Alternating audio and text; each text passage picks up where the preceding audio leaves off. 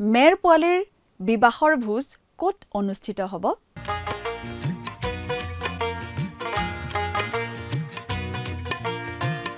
আজিৰে পবিত্ৰ ক্ষণতে উজলি উঠা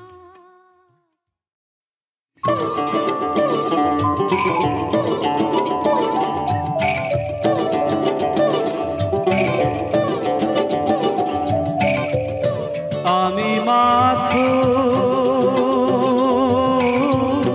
বিপদ দেখা পাম, আমি মাথো বিপদ দেখা পাম, অতীত ভবিষ্যৎ যে প্রভু বথা নাই যে ভাঙা আমার বথা নাই যে ভাঙা আমার আর প্রভু বিসারে না পা নিরুপায় আমি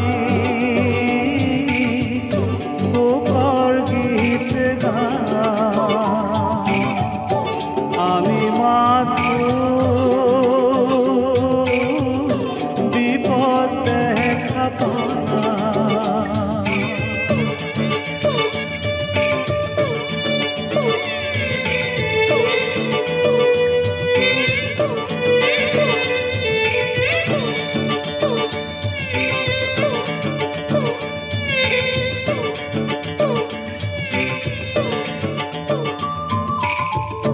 কান্দারি তুমি দিয়া পথর নির্দেশ মিনতি করিছু দিয়া আলোকরে আতৰুৱা প্রভু আমার শেষে দয়াময় প্রভু যাতনা করানিকে আমি মাথো বিপদ দেখা পাম, আমি মাথো বিপদ দেখা পাম, অতীত ভবিষ্যৎ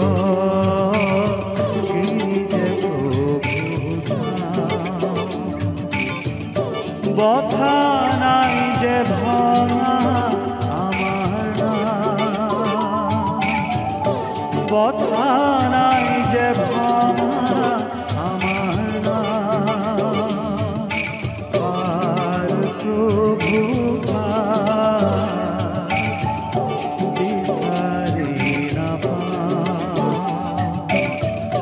নিরুপায় আমি পোকার গীত গা আমি মাথো বিপদ দেখা পাম।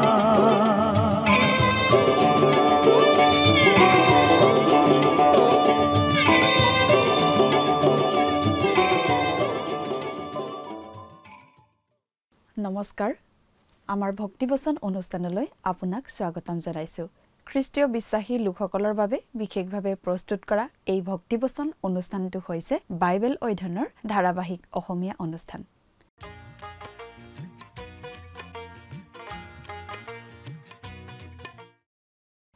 প্ৰিয় দৰ্শক, আপুনি যদি আমাৰ আগৰ অনুষ্ঠানটো শুনিছিল তেনেহলে আপোনাৰ নিশ্চয় মনত আছে যে আমি এতিয়া বাইবেলৰ নতুন নিয়ম খণ্ডৰ প্ৰকাশিত বাক্য নামৰ পুস্তকখন অধ্যয়ন কৰি আছো আৰু যোৱা অনুষ্ঠানত আমি এই প্ৰকাশিত বাক্য পুস্তকৰ 19 নম্বৰ অধ্যায়ৰ 1 নম্বৰ পদৰ পৰা 6 নম্বৰ পদলৈকে পঢ়ি তাৰ ভিত্তিত আগবঢ়োৱা আলোচনা শুনিবলৈ পালো আজিৰ অনুষ্ঠানত আমি এই প্ৰকাশিত বাক্য পুস্তকখনৰ 19 নম্বৰ অধ্যায়ৰ 7 নম্বৰ পদৰ পৰা 10 নম্বৰ পদলৈকে পঢ়ি তাৰ ভিত্তিত আগবঢ়োৱা আলোচনা শুনিবলৈ পাম 19 নম্বৰ অধ্যায়ত আমি পাওঁ মেৰ পোৱালীৰ বিবাহ আৰু সুদবিচাৰ দ্বন্দ্বৰে সৈতে খ্ৰীষ্টৰ পুনৰাগমনৰ কথা এই অধ্যায়ৰ পৰা প্ৰকাশিত বাক্য পুস্তকখনৰ সুৰটো সলনি হোৱা আমি পাওঁ খ্ৰীষ্টাৰী ৰাজ্যৰ ৰাজধানী বাবিলৰ ধ্বংসৰ লগতে জগতত চলি থকা মহাক্লেশৰো অন্ত পৰে দুখ বেদনাৰ গীতৰ পৰা এটা আশাৰ সুৰলৈ আন্ধাৰৰ পৰা পোহৰলৈ বিচাৰৰ নিস্তব্ধ দিনৰ পৰা আশীৰ্বাদৰ উজ্জ্বল দিনলৈ হবধৰা পৰিৱৰ্তন এই অধ্যায়টোৱে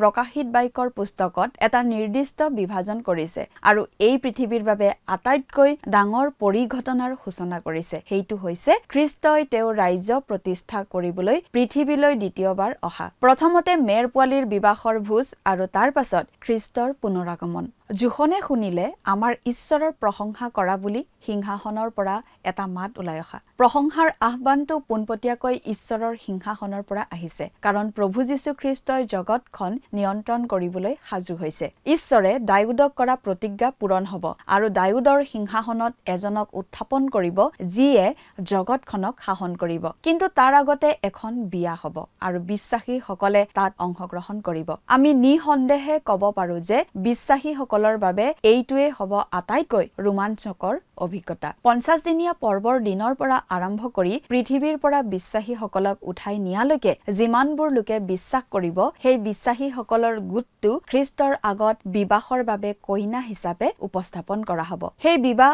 অনুষ্ঠিত হ'ব স্বৰ্গত আৰু প্ৰকাশিত বাক্যত পোৱা এই গোটেইখিনি স্বৰ্গীয় দৃশ্য বাইবেলত মণ্ডলী খ্ৰীষ্টৰ বাবে বাগদান কৰি থোৱা কইনা বুলি কোৱা হৈছে এই মণ্ডলী খ্ৰীষ্টই নিজৰ তেজেৰে কিনা মণ্ডলী প্ৰিয় দৰ্শক কথাবোৰ অধিক বহলাই চাবলৈ আহকচোন এতিয়া আমি মূল আলোচনাটোৰ মাজলৈ আগবাঢ়ি যাওঁ প্ৰিয় শ্ৰোতা আপুনি যদি আমাৰ এই ভক্তিবচন অনুষ্ঠান নিয়মিতভাৱে শুনি আছে তেনেহলে আপোনাৰ নিশ্চয় মনত আছে যে আজি ভালেমান দিন ধৰি আমি বাইবেলৰ একেবাৰে শেষৰখন পুস্তক অৰ্থাৎ জোহনৰ প্ৰতি প্ৰকাশিত বাক্য নামৰ পুস্তকখন অধ্যয়ন কৰি আছো নহয়নে বাৰু যোৱা অনুষ্ঠানত আমি এই প্ৰকাশিত বাক্য পুস্তকখনৰ 19 নম্বৰ অধ্যায়ৰ অধ্যয়ন আৰম্ভ কৰিছিলোঁ আৰু 19 নম্বৰ অধ্যায়ৰ 6 নম্বৰ পদলৈকে পঢ়ি আমাৰ আলোচনা আগবঢ়াইছিলোঁ আমি আলোচনা কৰিছিলোঁ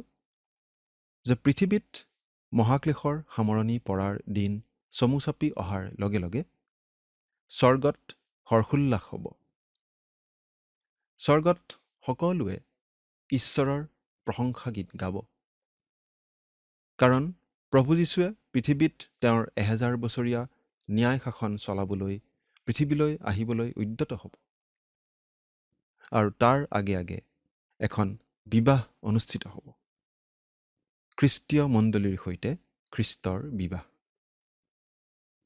প্ৰতিজন খ্ৰীষ্টীয় বিশ্বাসী সেই বিবাহৰ অংশীদাৰ হ'ব এতিয়া আমি বাইবেলৰ পৰা পাঠ কৰি দিম আপোনাৰ লগত যদি বাইবেল আছে অনুগ্ৰহ কৰি চাই যাব আৰু লগত যদি বাইবেল নাই অনুগ্ৰহ কৰি মন দি শুনিব বাইবেলৰ পৰা পাঠ কৰি দিম প্ৰকাশিত বাক্য 19 নম্বৰ অধ্যায়ৰ 7 আৰু 8 নম্বৰ পদ ইয়াত এনেদৰে লিখা আছে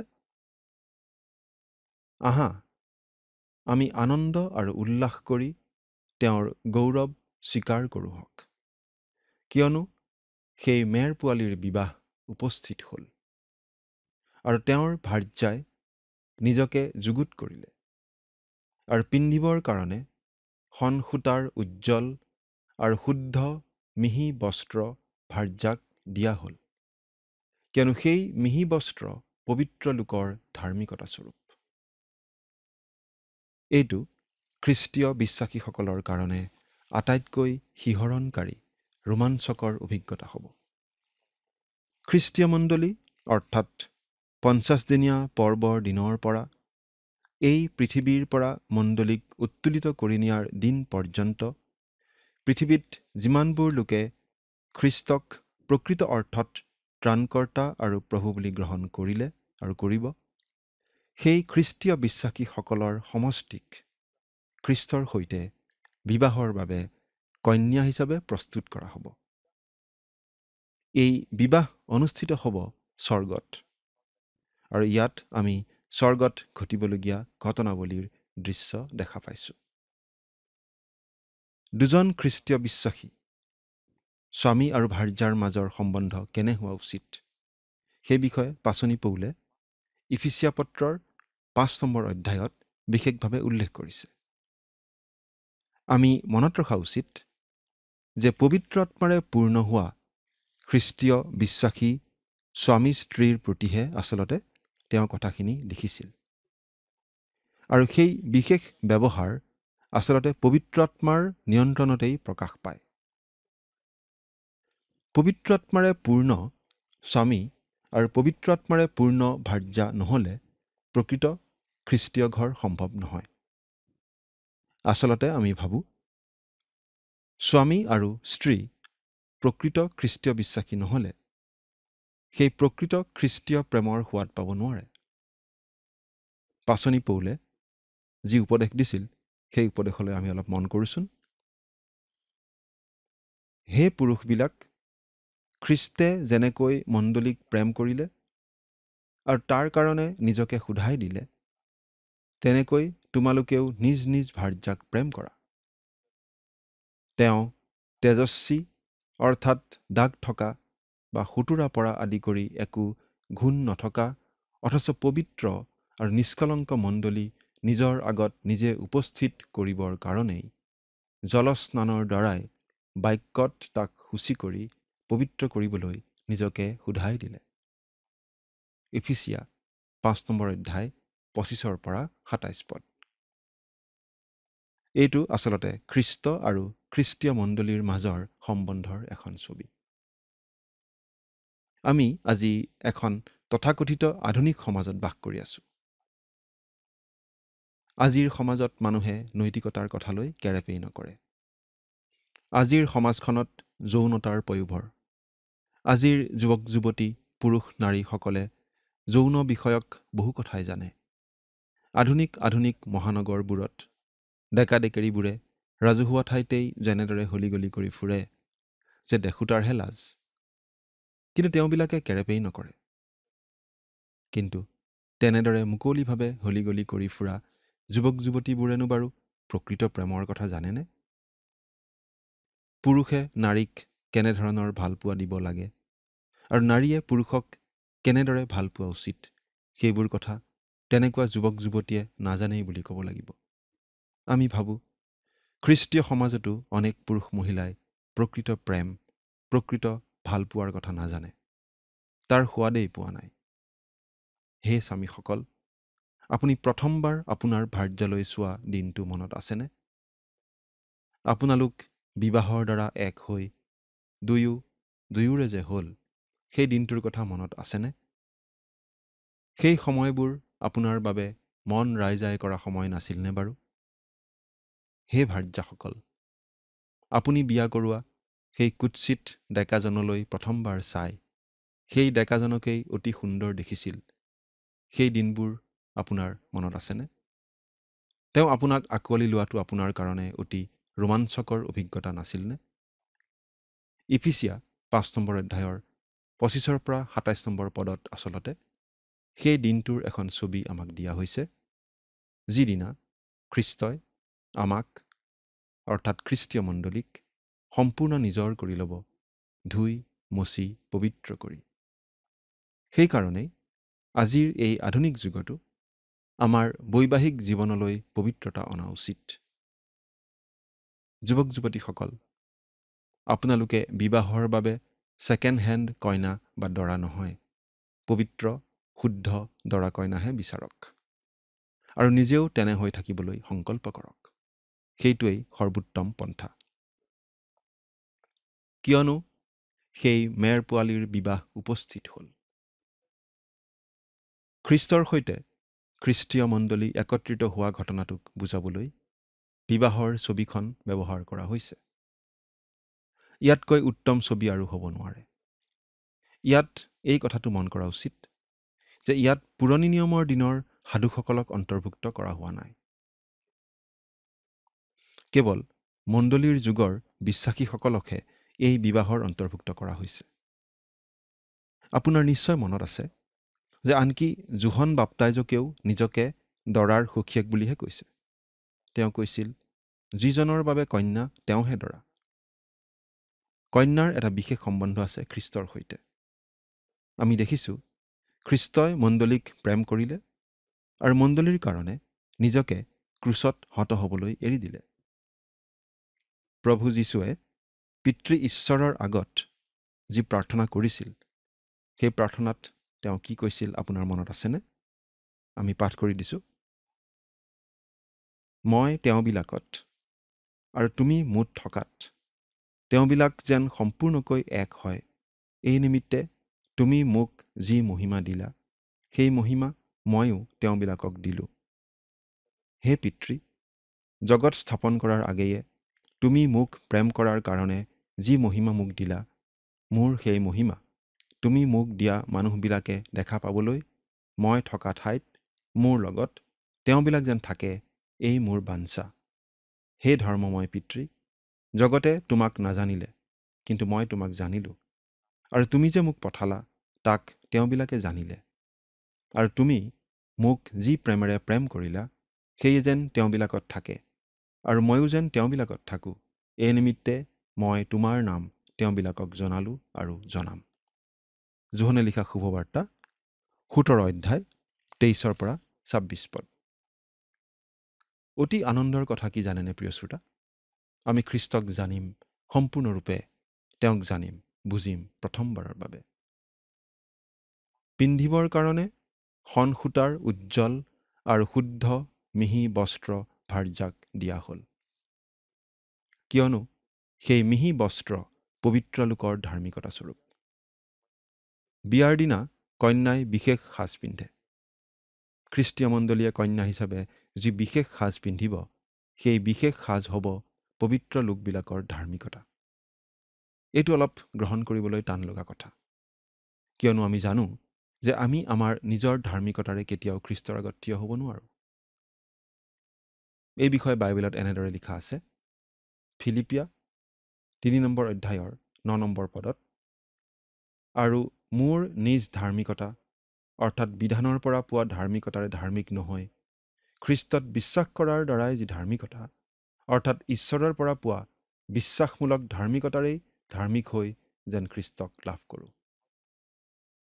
অৰ্থাৎ আমি যেতিয়া খ্ৰীষ্টক আমাৰ ত্ৰাণকৰ্তা বুলি বিশ্বাস কৰোঁ, তেতিয়া আমি বিশ্বাসেৰে আমাৰ পাপৰ ক্ষমাও লাভ কৰোঁ আৰু বিশ্বাসেৰে খ্ৰীষ্টৰ ধাৰ্মিকতাও লাভ কৰোঁ। অৰ্থাৎ আমি বিশ্বাস কৰিলে খ্ৰীষ্টৰ ধাৰ্মিকতা আমাক দিয়া হয়। তেন্তে ইয়াতনো পবিত্ৰ লোকসকলৰ ধাৰ্মিকতা বুলি কিয় কোৱা হৈছে? আমি এই কথাটো মন কৰা উচিত যে বিবাহৰ সাজ আমি কেৱল বিবাহৰ দিনাহে পিন্ধিম, মাত্ৰ এবাৰ। কিন্তু আমি খ্ৰীষ্টৰ ধাৰ্মিকতাৰ বস্ত্ৰ পিন্ধি থাকিম অনন্তকাল ধৰি।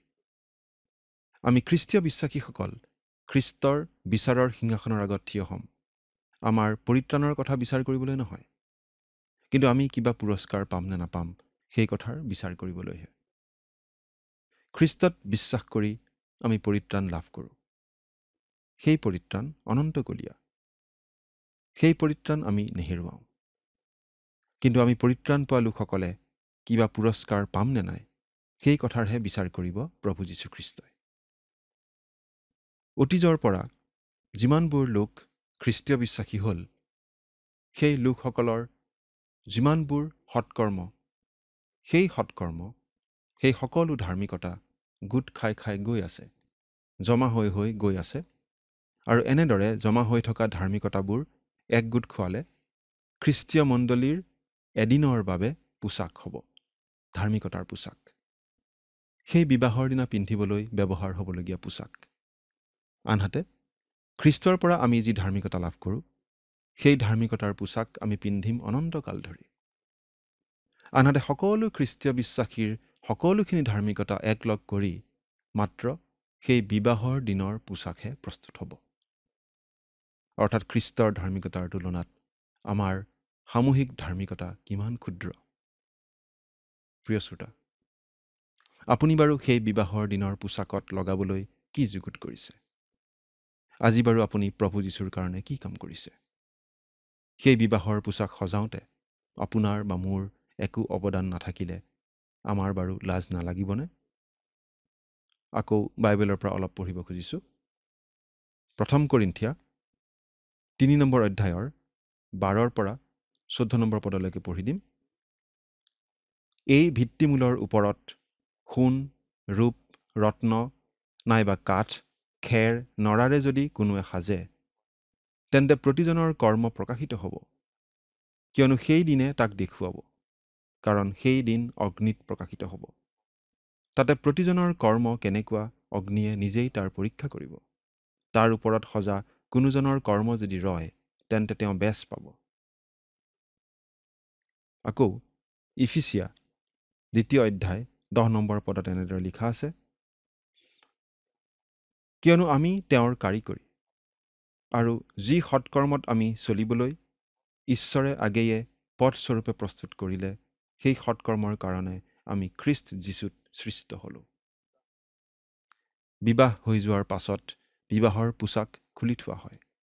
আমি ইতিমধ্যে দেখিছোঁ যে সেই 24জন বৃদ্ধ লোকে তেওঁলোকৰ মূৰৰ কিৰীটি খুলি মেৰ পোৱালি অৰ্থাৎ খ্ৰীষ্টৰ চৰণত ৰাখিছে। তেওঁলোকে ঘোষণা কৰিছে যে একমাত্ৰ মেৰ পোৱালিহে সকলো সন্মান মৰ্যাদা পোৱাৰ যোগ্য। খ্ৰীষ্টীয় মণ্ডলীয়ে খ্ৰীষ্টৰ গৌৰৱ প্ৰকাশ কৰিব। ইফিচিয়া 2 অধ্যায় 7 নম্বৰ পদটো পাঠ কৰি দিছোঁ। এই কাৰণে খ্ৰীষ্ট যীশুত তেওঁৱে সৈতে আমাক তুলিলে আৰু স্বৰ্গীয় ঠাইবোৰত বহুৱালে। ইফিচিয়া 2 অধ্যায় 7 নম্বৰ পদ। আমাক প্ৰদৰ্শন কৰা হ'ব নৰকৰ পৰা উদ্ধাৰ কৰা পাপী হিচাপে স্বৰ্গত, অৰ্থাৎ আমাৰ নিচিনা পাপীকো যে উদ্ধাৰ কৰি খ্ৰীষ্টই স্বৰ্গলৈ নিব পাৰিলে, তাৰ দ্বাৰাই খ্ৰীষ্টৰ গৌৰৱ প্ৰকাশিত হ'ব। স্বৰ্গলৈ যাবলৈ আমাৰ আচলতে একো অধিকাৰ নাই, আৰু খ্ৰীষ্টৰ ধাৰ্মিকতা গ্ৰহণ নকৰিলে আমি তালৈ যাবও নোৱাৰিম। আমি তেওঁক গ্ৰহণ কৰি তেওঁৰ হোৱা বাবেহে স্বৰ্গলৈ যাব পাৰিম। খ্ৰীষ্ট আৰু খ্ৰীষ্টীয় মণ্ডলীৰ সম্বন্ধ অতি ব্যক্তিগত, অতি নিকট। এই সম্বন্ধ বেলেগ ধৰণৰ আনন্দদায়ক সম্বন্ধ। আন কোনো প্ৰাণী বা জীৱই এই সুখ উপভোগ কৰিবলৈ নাপাব। এতিয়া 9 নম্বৰ আৰু 10 নম্বৰ পদ দুটা পঢ়ি দিছোঁ। পাছে তেওঁ মোক ক'লে, তুমি লিখা, মেৰ পোৱালীৰ বিবাহৰ ভোজলৈ যিবিলাক নিমন্ত্ৰিত হৈছে তেওঁবিলাক ধন্য। তেওঁ মোক আৰু ক'লে, এইবিলাক ঈশ্বৰৰ সত্য বাক্য। তেতিয়া তেওঁক প্ৰণিপাত কৰিবলৈ মই তেওঁৰ চৰণত পৰিলোঁ। তাতে তেওঁ মোক ক'লে, সাৱধান, এনে নকৰিবা। মই তোমাৰ সহদাস আৰু যীশুৰ সাক্ষ্য ধাৰণ কৰা তোমাৰ ভাইবিলাকৰো সহদাস। ঈশ্বৰকহে প্ৰণিপাত কৰা, কিয়নো যীশুৰ সাক্ষেই ভাৱবাণীৰ আত্মা। এই কথা মন কৰা উচিত। মেৰ পোৱালীৰ বিবাহ অনুষ্ঠিত হ'ব স্বৰ্গত, কিন্তু বিবাহৰ ভোজ আয়োজিত হ'ব পৃথিৱীত। এই বিয়াৰ ভোজৰ ছবিখন আমি পাওঁ মথিয়ে লিখা শুভবাৰ্তা 25 নম্বৰ অধ্যায়ৰ 1 পৰা 13 নম্বৰ পদত। তাত 10 গৰাকী কন্যাৰ দৃষ্টান্ত এটা আছে। সেই ছোৱালী কেইগৰাকী খ্ৰীষ্টৰ কন্যা নহয়। খ্ৰীষ্টৰ মাত্ৰ এগৰাকী কন্যা, আৰু সেই কন্যা হৈছে খ্ৰীষ্টীয় মণ্ডলী। দৰা পৃথিৱীলৈ উভতি আহিব বিয়াৰ ভোজৰ কাৰণে। তেওঁ কেৱল পৃথিৱীক সুদবিচাৰ কৰিবলৈ নহয়, লগতে বিবাহৰ ভোজৰ বাবেও আহিব, যি ভোজৰ বাবে সেই 10জনী ছোৱালীয়ে দৰাক আদৰিবলৈ বাট চাই থকা আমি দৃষ্টান্তটোত পাওঁ। এই কথাটোৰ আন এখন ছবি আমি পাওঁ গীতমালা 45 নম্বৰ গীতত। এই গীতত খ্ৰীষ্টক এজন ৰজা হিচাপে অহা দেখুওৱা হৈছে। ৰাণী কোন সেইটো আমাক কোৱা হোৱা নাই, কিন্তু ৰাণীৰ কথা উল্লেখ আছে।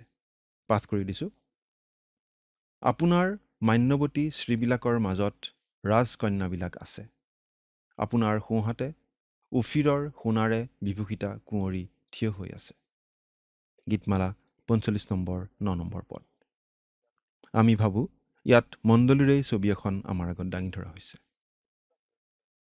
বিবাহৰ ভোজত দৰা কইনাৰ লগতে আলহীবোৰ উপস্থিত থাকে। তোৰ জীয়াৰীয়ে উপহাৰ লৈ উপস্থিত হ'ব। লোকবিলাকৰ মাজৰ ধনীবিলাকেও আপোনাৰ অনুগ্ৰহ প্ৰাৰ্থনা কৰিব। গীতমালা ৪৫ নম্বৰ ১২ নম্বৰ পদ। বিবাহৰ ভোজ অনুষ্ঠিত হ'ব পৃথিৱীত। খ্ৰীষ্টৰ ১০০০ বছৰীয়া ন্যায় শাসনত প্ৰৱেশ কৰিবলৈ পোৱা যিহুদী আৰু পৰজাতীয় লোকবিলাকেই হ'ব সেই বিয়াৰ ভোজৰ নিমন্ত্ৰিত আলহী।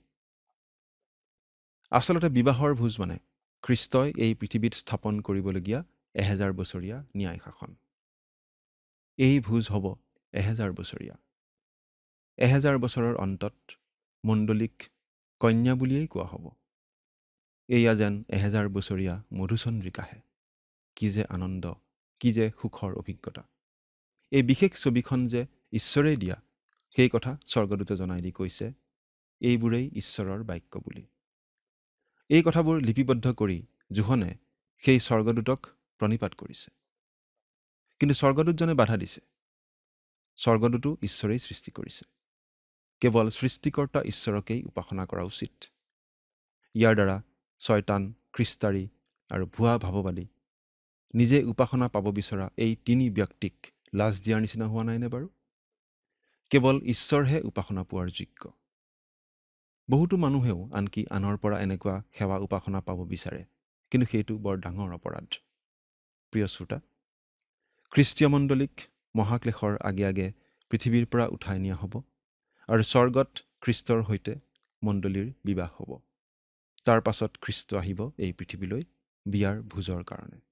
সেই ভোজ হ'ব ১০০০ বছৰীয়া ন্যায় শাসন। সেই শিহৰণকাৰী দিনবোৰৰ কাৰণে আপুনি বাৰু অপেক্ষা কৰি আছেনে? সেইদিনা আপুনি বাৰু ক'ত থাকিব? চিন্তা কৰি চাওকচোন। ঈশ্বৰে আপোনাক আশীৰ্বাদ কৰক। আমেন।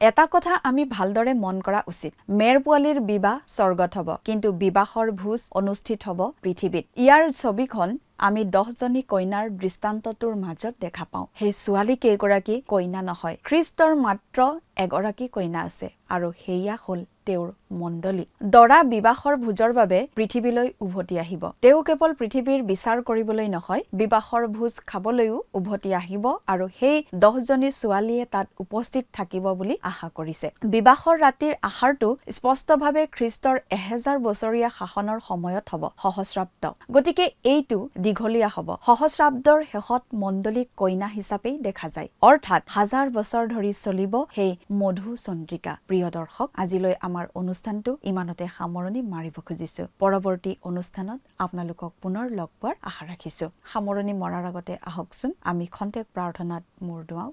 স্বৰ্গত থকা অতি মৰমীয়াল দয়ালু পিতৃ ঈশ্বৰ, প্ৰভু তোমাক ধন্যবাদ দিছো। তুমি গৌৰৱ, তুমি প্ৰশংসা মৰ্যাদাবান পোৱা যোগ্য পিতৃ ঈশ্বৰ যি হোৱা হয়। দয়ালু মৰমীয়াল পিতৃ ঈশ্বৰ, এই সময়তে প্ৰাৰ্থনা কৰিছো প্ৰতিজন দৰ্শকসকলৰ বাবে। প্ৰভু, তুমি তেওঁলোকক তোমাৰ বাক্য বুজি পোৱাত সহায় কৰা, আৰু এই বাক্য অধ্যয়নৰ যোগেদি প্ৰভু তেওঁলোকে যদি নিজৰ জীৱনত কিবা প্ৰভু সিদ্ধান্তসমূহ লৈছে, সেই সিদ্ধান্তত প্ৰভু উপনীত হ'বলৈ তুমি সহায় কৰা, যাতে প্ৰভু তেওঁলোকে বিশ্বাসেৰে নিজৰ জীৱনটো আগবঢ়াই লৈ যাব পাৰিব, তেনে প্ৰভু তুমি আশীৰ্বাদ কৰা। এই সকলো যাচনা মহান ত্ৰাণকৰ্তা প্ৰভু যীশু খ্ৰীষ্টৰ নামত অৰ্পণ কৰিছো। আমেন। প্ৰিয় দৰ্শক, যোৱা অনুষ্ঠানৰ প্ৰশ্নটোৰ শুদ্ধ উত্তৰটো হৈছে অপশ্যন চি, ঈশ্বৰৰ প্ৰশংসা হওক। আজিৰ অনুষ্ঠানৰ ওপৰত আধাৰিত প্ৰশ্নটো হৈছে প্ৰভু যীশুখ্ৰীষ্টৰ হ'বলগীয়া কইনা কোন? অপশ্যন এ বিশ্বাসীসকল, অপশ্যন বি খ্ৰীষ্টীয় মণ্ডলী, অপশ্যন চি ভাৱবাদী, অপশ্যন ডি পাচনি। প্ৰিয় দৰ্শক, আজিৰ প্ৰশ্নৰ সঠিক উত্তৰটো আজি সন্ধিয়া 6 বজাৰ আগেয়ে আপোনাৰ নাম আৰু সম্পূৰ্ণ ঠিকনাৰে সৈতে আমালৈ 7429840242 নম্বৰত SMS নাইবা হোৱাটছআপ যোগে প্ৰেৰণ কৰক। প্ৰিয় দৰ্শক, আপুনি যদি আমাৰ এই অনুষ্ঠানৰ যোগেদি আশীৰ্বাদপ্ৰাপ্ত হৈছে আৰু আমাৰ লগত কথা পাতিবলৈ বিচাৰিছে বা আপোনাক প্ৰাৰ্থনাৰ সহায় পৰামৰ্শ লাগে, তেন্তে আমালৈ 7429840242 এই নম্বৰত পোনপটীয়াকৈ ফোন কৰিব পাৰিব। ধন্যবাদ।